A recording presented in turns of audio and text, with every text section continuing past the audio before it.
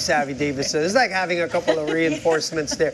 Tell me about the dynamic. How good is PLDT now compared to the conferences that they were na nag-champion sila, partner? I think with, of course, we always say this, with a reinforced player in the mix, you take the load a little bit away from the locals to really score big. Ayaw eh. Ayaw ni Savvy eh. But Savvy is the best scoring local right now. But having that player, and we talked about this in the past conference also, Boom, having Kiana D back and Majoy healthy and, you know, Fajardo healthy, they have the right mix of players. So Savvy Davison just able to play her game without the pressure, without the really big responsibility of having to score majority of the points for them. And I think that has been the biggest reason why she's able to unleash, you know, the best performance that she has. But aside from that, this team has been more emotionally and mentally regulated, especially in, you know, high pressure moments. And I think that's their advantage compared